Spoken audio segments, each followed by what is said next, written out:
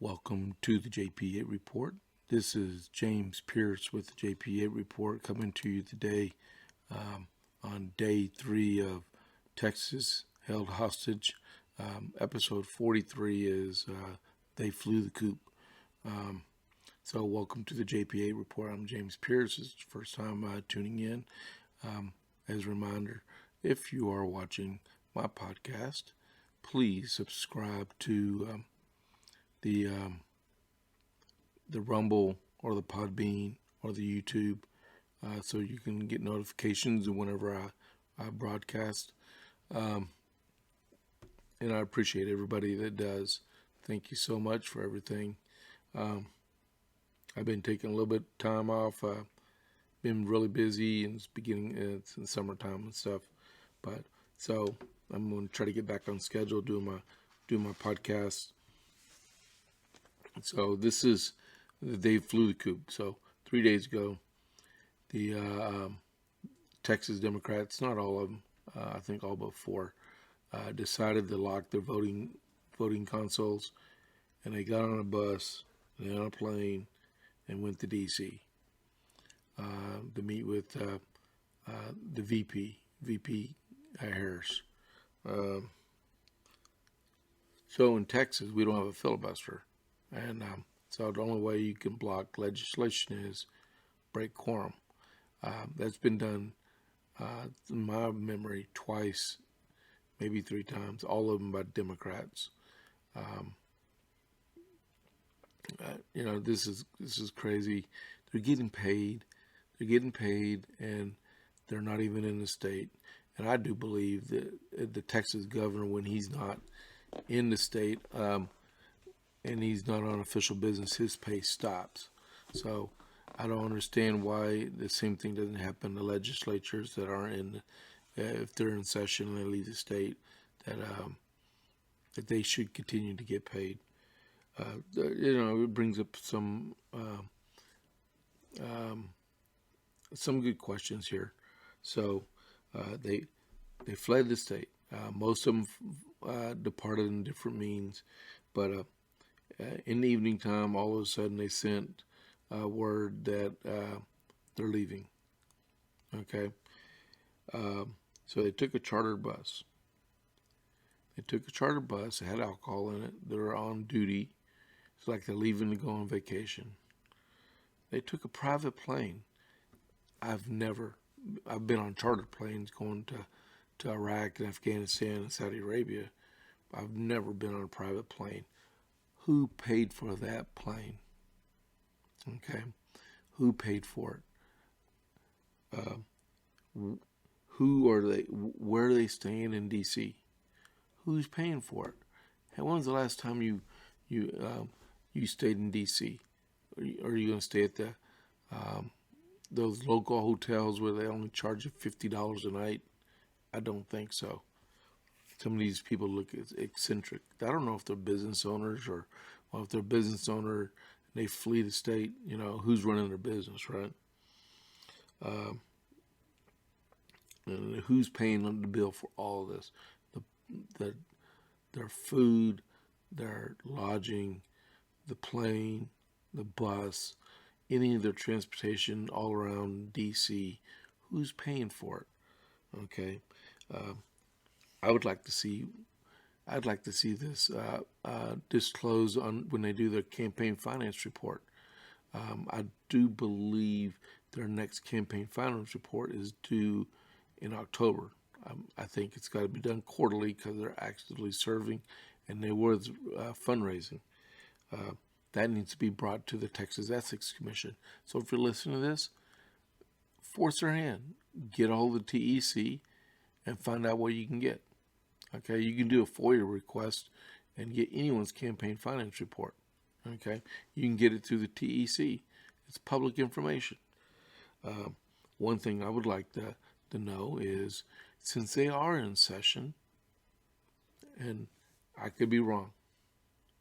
Okay, I'm only human, but their 30-year-old rule in 30-year-old law in Texas is that when the session is when the legislature is in session, there's a blackout rule.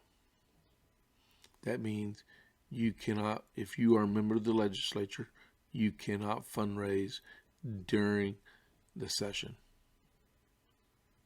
Okay?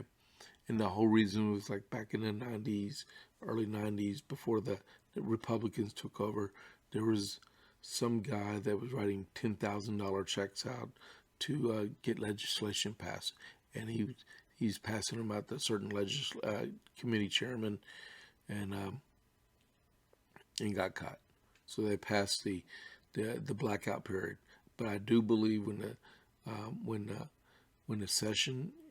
legislature is in session, you cannot fundraise. It's the blackout period. So if the special session is being convened and they get out of here, they can't have no money donated to them.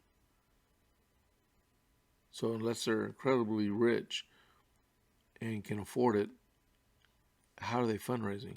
Who's paying for this? You have to disclose everything when you're running for office and when you are in office. Every sign you make, every bulletin board you post on, every little magnet you make, any ad you put in the paper, any internet ad you make, everything's got to be disclosed. If you have a campaign function where you're asking for donations, or if you're supplying food for your potential constituents or your constituents, you have to disclose that. And if you don't disclose that on your campaign finance report quarterly, or 30 days prior to an election, on 8 days prior to the vote, it's a campaign finance report. Right now it's only a misdemeanor, okay? But they should enhance those penalties for that. And I understand people make mistakes and stuff. This is not a mistake. Someone's footing the bill, and it's not being disclosed. I would like, if you know this, JP8 Report at gmail.com. Okay? You can even text me. My cell phone text number is 706-627-3190. Okay? Text me. I would like to know. I do believe the fundraising blackout is in effect because they're in session. Okay? This is crazy. They call them Jim Crow laws and overly restrictive, and they're just making it hard to cheat. Okay? And a lot of this stuff was not codified in law, and people were just making up the rules as they're going. Voter ID. I do not understand how in the world nobody can agree with voter ID. What is the problem? You can get a voter ID, you can get a state ID, you have a driver's license, you can use your license to carry, you can use your military ID, you can use, I do believe you can use a school ID. There are so many different ways. Okay, you can do that. If you absentee vote, if you're away in college, or if you're overseas in the military, if you want to get an absentee ballot, you just got to make a copy they want you to make a copy of your ID and send it in with your absentee request so they can verify who you really are. Okay? Who you really are is what really matters, because James Pierce wants to be on the ballot, wants to vote for James Pierce. He doesn't want Peggy Sue sending an absentee ballot in my name, the vote for me. I'm sorry if your name is Peggy Sue and I just put you on the spot, but hey, I'm sorry. It's too easy to copy your ID, put it with your request for a ballot, and mail it in. And no, my name is VP Kamala. I want to go to Kinko's Harris, which has been closed for like close to 13 years. We're not stupid. We know how to make. I have a printer 2 feet from me, and it copies, scans. Come on, really? Do we not know how to copy, scan, and print? You can do it from a cell phone. Oh my goodness! If I had my cell phone over here, you can. Besides taking selfies, you can aim your phone down on your document. You take the picture, and then the modern ones. I got a S20 Ultra 5G. It asks me if I want to scan instead of just taking a picture. So you click scan, and then four corners come up, and you can scope the box to where you want it to scan at, and you save it, and then you submit it, or you print it out. These things, non-Kinko's printers. Okay, and if you really want to know, you can go to UPS store and get it copied. We do have those in Texas. Okay. She is so out of touch. That would be like, I ain't gonna mention his name, but there was a politician in the late '80s walked into a grocery store on a campaign trip and never saw a food scanner. Where when you're at the checkout line, ding ding ding, and it adds up how much money you owe after you buy all your groceries and stuff. Did not even know. He said that was the coolest thing he's ever saw in his life. Get a grip on reality. If you don't know how to buy a cup of tea or order an omelet and know how to pay for it, you're out of touch with society. If you don't know how to pump gas, you're out of touch with society. So they wanted voter ID. They want voter ID for absentee ballots. Okay, when you're over the age of 65, you can be put on a list for permanent mail-in ballots. If you're under 65, you have to request, and you got to have a legitimate request. They want ID. What is the deal? You need an ID to buy alcohol. You need ID to get on a plane. You need ID to go into a federal building.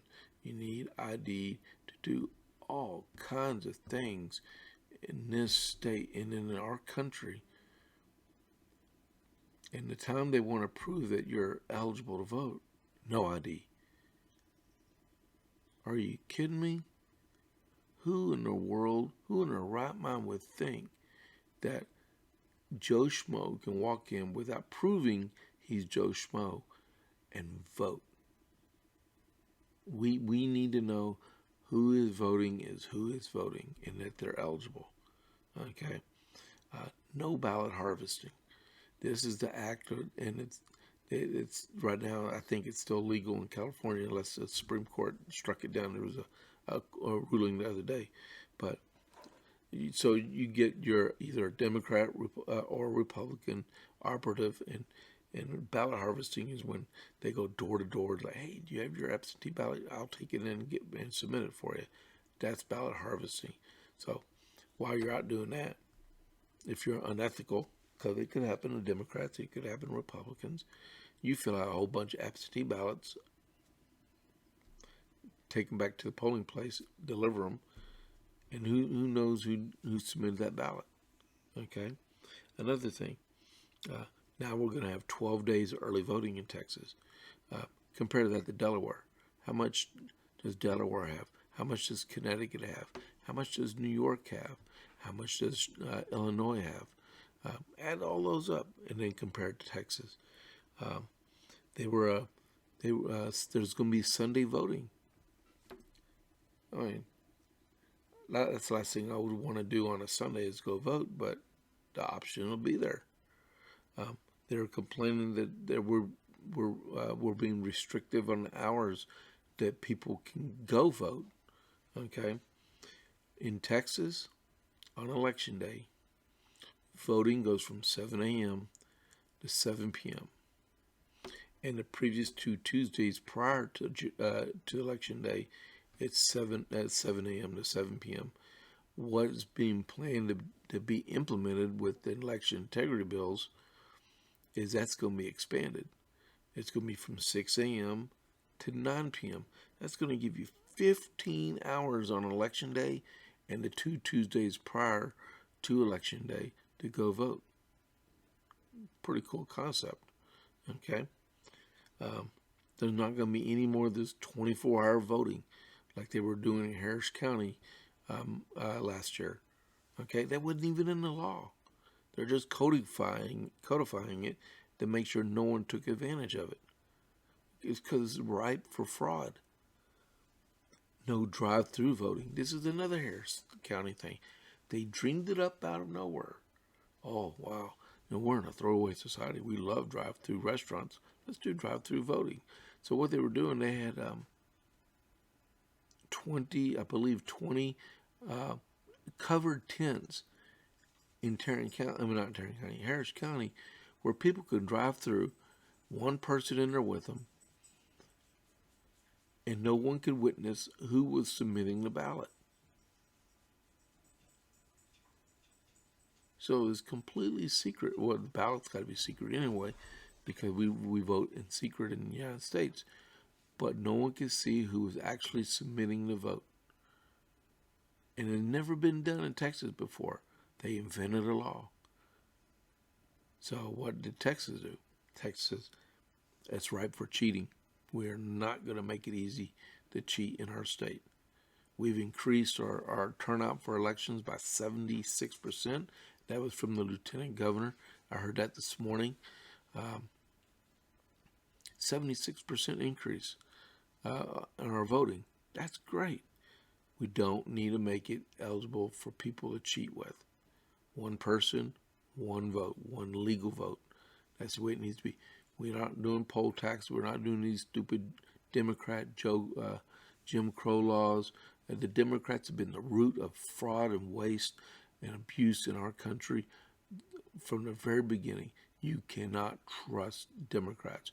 If you think right now that, I'm done reading my list. If you think, oh, we ought to be nice, it's a non-political election, and like in most city councils and most school boards, it doesn't matter if they're Democrat or Republican or Libertarian. They're a nice person. Let's just go ahead and vote for them. Look, mark my word. Whether it's a non-political or a political race, if you're a Democrat, you're a Democrat. You fall in league with the Democrats. Do not vote for them at all. You're putting our state at risk every time you vote for a Democrat, whether it's listed on the ballot or not. That's why you go to forums and town halls and debates and to find out where these people stand. You know what one good thing is? Go to a school board meeting, okay, or a debate, because it's about time for people to start filing for a school board and city elections. Okay, find out what your people are supporting. Are they supporting equity or equality? Okay, are they the school board people? What you need to do is go in and ask your question. Do you not support critical race theory? Okay, and what is your view of it? Find out what that school board person really believes. Do they have your best interest or your kid's best interest at heart? Are we creating a group of generational people in our state that won't treat people fairly? They think they're being misjudged, or they think they are misjudging people instead of treating people fairly. You have to go vote. You have to ask these questions. You have to get involved in the entire complete process, or the left will take over. They will subvert our election system. They will attempt to federalize it. I believe it'll be overturned by the Supreme Court if they tried it. But until, you do it long enough, and then they'll like, oh, we've been doing it for a while, just let us continue to do it. It don't work like that. We have too much at stake in our country to allow people to just subvert the system and be nice about it and then pull the wool over our eyes and do that. That's what the Democrats did when they flew to D.C. In my view, I think it's illegal. It is illegal. They need to be. The Texas legislature, you got all these bounty hunters and stuff out there. Issue a warrant for their arrest. Have bounty hunter like going to the local McDonald's. Oh, look, there's that state representative from Texas. Take them into custody and bring them back to Texas. And then issue them a no-pay due. That, if you don't know what a no-pay due is, in the military, if you don't make anything on your LES because you got too much that came out or something like that, on your LES it said no pay due. That's the most horrible thing you can ever get in the military, is a no pay due, because that means you're broke. Okay, take their money from them. They don't deserve to get paid when they're outside the state doing non-state business in the middle of the legislature. Find out if they're raising money during the blackout period. Go for it. Let's see what's really going on. Okay, this is our state. We fight for our state. We're Texans. Like, it doesn't matter if you're a native Texan like I am. I'm a 6th generation. Let's see. Let me get this right. Me, my dad, my grandpa, my great-grandpa, and my great-great-grandpa. So I know I'm at least a 5th generation Texan. Okay? I know I am. But it doesn't matter if I'm a native Texan or a transplant. Okay? Because it was very, we won our revolution on transplant Texans, not just native Texans. Okay? So we can do this. You got to ask the right questions. You got to vote. You got to get involved. Find out this stuff. I mean, we're just making it harder to cheat.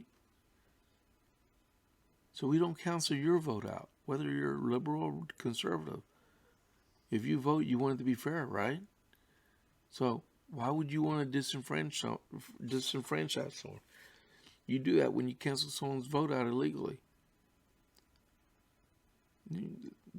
If you knew Texas history back in the 30s and 40s with LBJ, and that was a Democrat president also. Okay, and the deal was that there were registered voters. No, we won't go there because it was true. You'd have to research it. Lyndon Baines Johnson, when he was a senator, how he won his elections. Okay, and Texas. It's only in modern times that Texas has been a Republican state ever since the early 90s, after Ann Richards left the governorship, and Bob Bullock was the last Democrat to hold statewide office in the state of Texas. But before then, and he was a lieutenant governor when President Bush was still the governor in Texas. At the very beginning, though. Okay, but I think, I'm sure he was. But I think that's when he left. But still, you go over 100 years before then, and look how many times the Republicans controlled the Texas legislature. I bet it's 0. And did we ever flee the state? Did we ever go to Oklahoma? Well, let me strike that. Did we ever go to New Mexico or Louisiana or Arkansas? I'm joking. My wife's from Oklahoma, and she's probably going to listen to this one. Come on, beat me down. You don't run. You don't run. They lost. They're not. They're in the minority, and they still left. Like 57 of them left the state. Why? It was crazy. If you can't do your job, or you don't want to do your job, resign. We'll have another election, which we're going to have one in about a year, and we'll put some people in there that want to do their job instead of running like little cowards. Texans don't run. We stand and fight. Draw a line across the sand and say, if you want to leave, stay here. If you want to fight, step across the line. I think that's the line of the sand. That's how it went.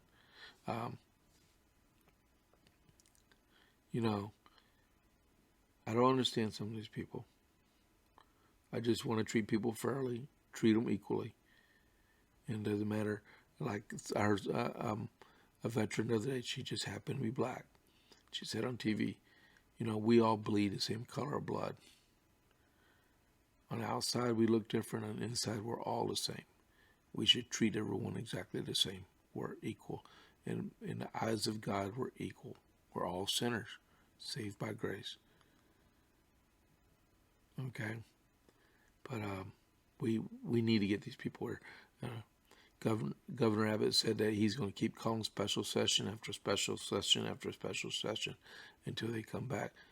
Are they going to stay out? And what is their alternative motive here? We have to do redistricting. There's a whole slew of other things on the special agenda just for this special session. So when the census stuff gets to us for redistricting, are they gonna break quorum again because they can't get the maps drawn exactly what they want because they're in the minority? I bet what happened to all those hundreds of years that they were in the majority in Texas, and little by little they gerrymander their own little districts around so they can ensure Democrats get elected to the unseen future that'll happen. And they're all laughing to the bank, la la la la, LBJ and his motley crew doing their thing and stuff. And but the Republicans didn't run. You stay there, you fight, and you get involved, you compromise, you do your job as a politician and make sure you get it done right. Okay, that's what we elect you for. That's why I'm elected. I'm not elected just to eat bonbons and put my feet up. I got elected to do a job, and I do that job, and I expect those Democrats to do their job also, along with my fellow Republicans. This is crazy. Day 3. How long will they stay out, and who's paying those bills? I charge you to get a hold of the TEC and find their CFRs, and insist on accountability on these guys. Okay, let's get them back to Texas and fix our election system. Let's fix it. Make it fair for everyone to vote. Okay. I've been ranting long enough. I've been gone on for 27 minutes. Day 3 of our hostage crisis in Texas. Get out there and do your job. Get involved. Okay. I have today's Wednesday, so tomorrow I have a Pints and Politics outing in Kempner, Texas. So if you're in Kempner, tomorrow evening at 6, and then you want to check out some good political talk, we're going to be at the Kempner Brick Oven on U.S. Highway 190 in Kempner from like 6 to 8. And my buddy Chip Howe, he does the Pints and Politics. He does Elephant in Room Productions, and he's around Central Texas and stuff. And they get Republicans involved, get the young Republicans and Texas women Republicans, keep them organized and stuff, so we can get people elected and keep representing our state, because there's good people out there that just need a little bit of a push to be able to get involved in encouragement. Okay, so got to go. I'll see y'all on the flip side. This is James Pierce with episode 43 of the JP8 Report. I'm out.